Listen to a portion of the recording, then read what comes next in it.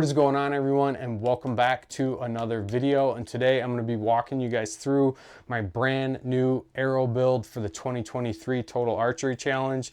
Going into this season, I had one main goal, and that was get the longest sight tape that I possibly could to shoot TAC. My goal is to get to like 120, 125. So in order to do so, I needed to build a really light arrow that still obviously maintained accuracy.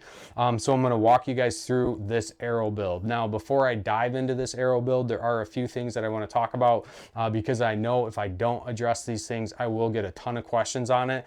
So we're going to do just a short recap of a video I posted a while back, Arrow Building 101, and just cover some of the basic topics that you guys need to know before you start building arrows. Now, the first thing that I'm going to talk about is just your spine. So spine weight is going to be based off of your draw length and the poundage that you're pulling. So if you guys are unsure on what spine you should be running, I would recommend, if you live in the southeastern Michigan area, call Sunrise. Those guys are extremely knowledgeable. They can help walk you through and guide you to an arrow that is best suited for your setup. If you don't live in the southeastern Michigan area, I would recommend just going to the manufacturer's website. They have calculations that will help determine what spine weight you should be running. If you get into an arrow that is not strong enough as far as the spine goes, basically you're just going to get a lot of inconsistencies. If you go extremely light, you do run the risk of blowing up an arrow, but that is pretty rare. Now, when it comes to fletching your arrows, I always recommend that if you are interested in starting to build your own arrows, or you're debating on whether or not you should, I encourage you to, because at least when playing around with the fletching configuration, that gives you the ability to really fine tune your setup, see what works best for your bow. Not all bows are the same. Some bows like certain arrow configurations better than the other. And like I said, playing around with fletchings really allows you to see what is grouping the best, especially at longer distances. So I encourage you to get a fletching jig. I picked this thing up for 40 bucks. I love this jig. It's just a boning jig. You can get this off Amazon. I'll put a link in the description below. Also, I did a full detailed review on this on how to get consistent vane placement. But like I said, make the investment. It'll pay for itself later down the road. The last thing that I want to talk about is which way should you fletch your arrow? Should you fletch it to the left, or should you fletch it to the right?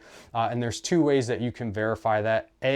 You can look up the manufacturer of the string and see which way they twist it. So if they twist it to the left, it'll spin it to the right, and vice versa. If they twist it to the right, it'll spin it to the left. Now, the easiest way to do that is just stand 3 to 4 feet from a target, take a bare shaft, make a mark on it, shoot it, and see which way it turns. If it turns to the right, you fletch to the right. If it turns to the left, you fletch it to the left. And the reason that you want to do that is because if it spins naturally to the right and you fletch to the left, then the arrow basically has to correct itself in flight. And sometimes when shooting longer distance or shooting on windy days, you will start to see some knuckleballing, and that's just basically wasted energy. You just want this to rotate or continue in the rotation that is naturally occurring from the bow. Now, when it comes to helicals, you can play around with that. I've played around with no helical, aggressive helical, and what I've landed on is a 3-degree helical, and that seems to work out best for my particular setup. Now, when talking about the arrow build itself, as I already mentioned, my main goal was to get the longest sight tape that I possibly could. I did a review video comparing the black gold dual track up against the HHA Ryz, and in that video I explained why I was going to run the HHA Ryz for TAC. The main reason being that they have the longest sight tapes directly from the manufacturer.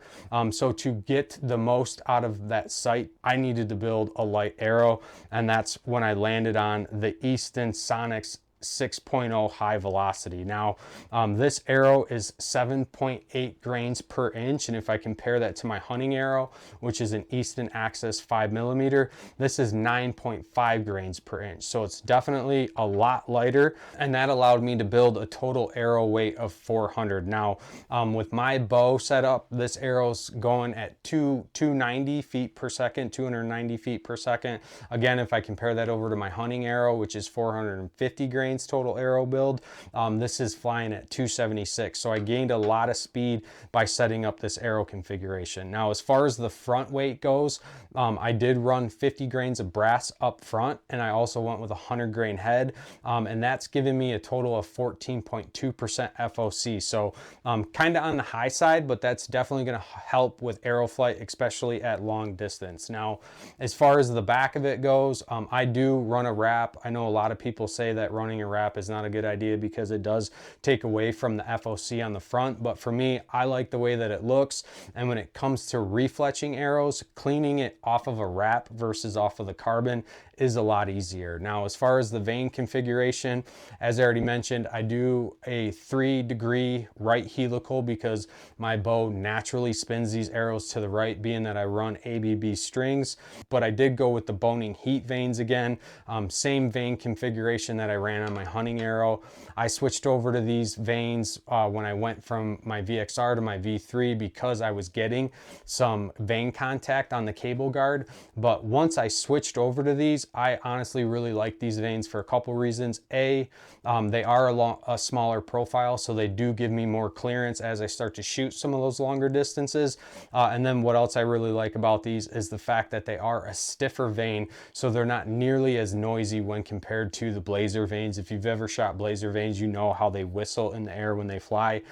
You do not get these with these heat vanes. Now, being that these are a smaller profile vane, I did have to run a 4-fletch configuration just to get a little bit more steerings. Now, if you guys are interested to see just how far I can get on a sight tape with this arrow build, make sure you guys subscribe to the channel. I will do an update video because I finally completed my HHA Ryz build where I paired it with the UV scope. So I'm excited to get this thing dialed in. I've already shot this arrow out to 40 yards and the groups are money. That bow is shooting extremely well and that sight is finally dialed in to where I feel confident enough to start walking it out to 60 yards. So like I said, if you guys are interested to see just how far I get on that sight tape, make sure you subscribe. But that's going to be it for this video. If you guys have any other questions, like I said, you can reach out to me directly.